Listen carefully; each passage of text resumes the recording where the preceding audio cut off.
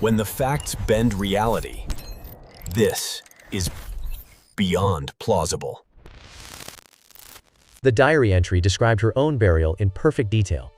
The damp earth, the weight of the soil, the finality of it all. But the handwriting wasn't hers. It was mine. I never wrote those words. Yet there they were, in my own journal, describing my sister's disappearance with clinical precision. The scent of ozone and wet soil clung to the pages, as if the diary itself had been buried. Every detail matched what the police found.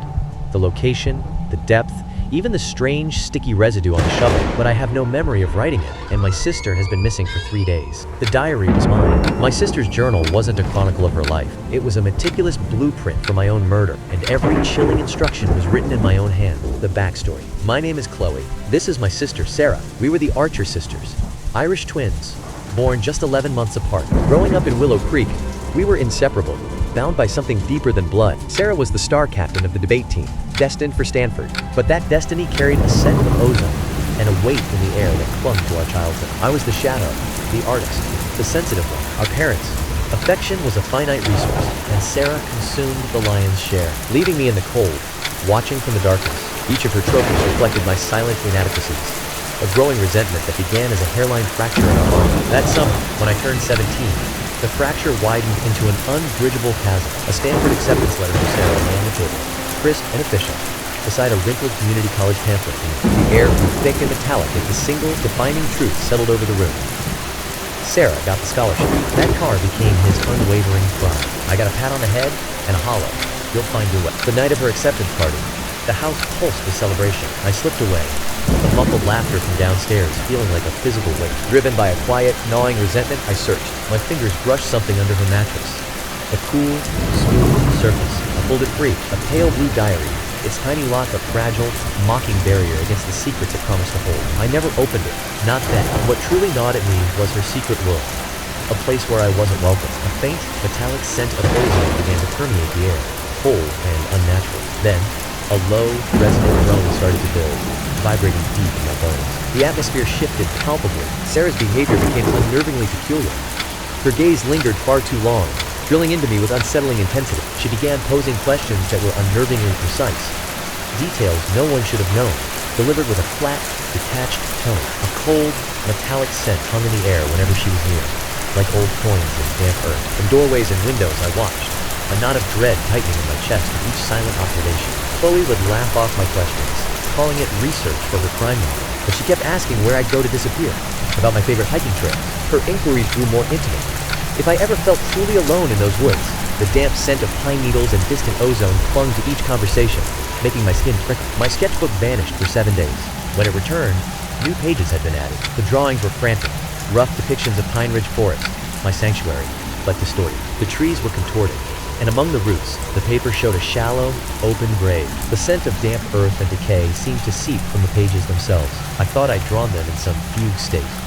My anxiety was a constant, gnawing companion back then. The air in my apartment grew thick with the scent of ozone, like the world was holding its breath. That's when I started doubting my own mind, the line between memory and nightmare becoming sticky and indistinct. A sudden, violent thunderclap shattered the quiet, its echo a physical jolt in the heavy air. The blue diary's lock was now broken, its clasp hanging open like a wound.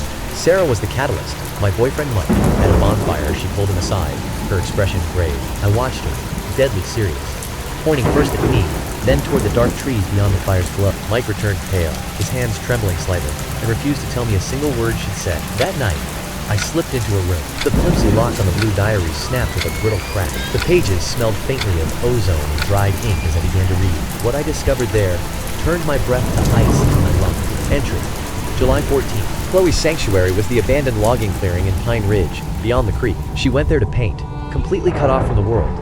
No phone signal, no connection. The last lines of her journal entry trail off into jagged, frantic scribbles. A faint, metallic scent of ozone hangs in the air where the ink bleeds. She once confided that she felt invisible in that place. It was perfect. Page after page I turned them. It was a meticulous log of my daily routines, my deepest fears, my secret vulnerabilities. But every entry was written in the first person, as if she had become me. The air grew heavy with the scent of old paper and something metallic, like cold iron. The journal detailed a meticulous plan, then a desperate struggle, and finally, a disappearance. The final entry offered no resolution, only a cold, clinical description of the act itself. The air grew thick with the metallic scent of old ink and something else, something coppery and wrong. Each word felt sticky with intent.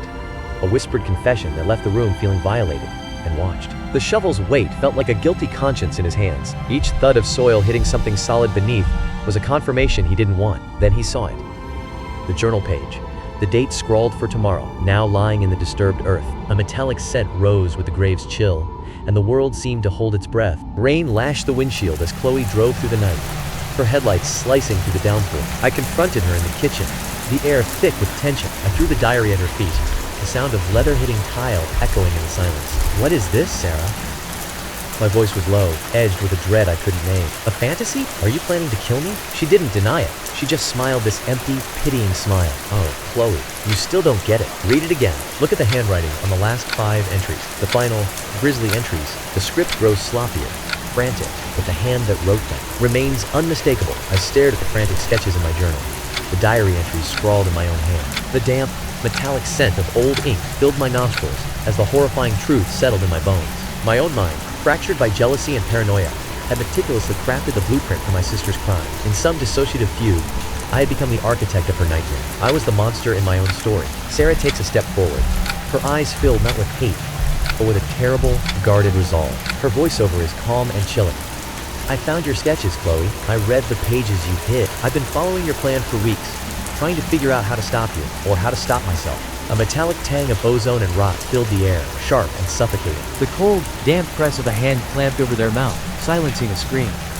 "You think you're the victim?" A voice, a low rasp, whispered right by their ear. "You wrote the script. I'm just the one who decided to finally play my part." Then came the struggle. A violent, desperate thrashing against an unyielding grip. A scream tore through the darkness, then was abruptly severed. The screen plunged into absolute blackness, leaving only the sound of frantic, wet digging in the earth. The metallic scent of damp soil and something faintly coppery hung in the air. Then, the digging ceased, and a profound, heavy silence swallowed everything. The police found her diary at the scene. My abandoned car waited at the trailhead. In Pine Ridge Clearing, they discovered freshly turned earth, and buried within that soil, my own hair, my own fibers. The shovel with my prints rested beside a grave that held only absence. No body lay within, just the lingering specter of a girl who vanished without trace. The air carried the metallic scent of disturbed earth, and something older, decay without a source. And on a police evidence table, the blue diary lay open, its pages whispering secrets only the missing could tell. The camera pushes in on the final line, written in Chloe's own hand. On-screen text appears. The best part of being invisible is that you can watch, and she'll never stop looking over her shoulder. Sarah lives in our parents' house now. She got the scholarship, the life, the peace. Sometimes at night, she'll look out her window, my old window, and see a shadow standing under the streetlight, just watching. The shadow looks up indistinct, but it could be Chloe. The question the police never asked, the one that keeps me in the dark, is this: if I wrote the blueprint and she followed it, whose disappearance did we actually plan? The screen plunged into absolute blackness. The sudden void was accompanied by a sharp, metallic scent of ozone. A damp, clinging cold seeped through the air. Then, from the impenetrable dark, a single, wet scratch echoed. Curious? Subscribe and step through the next anomaly.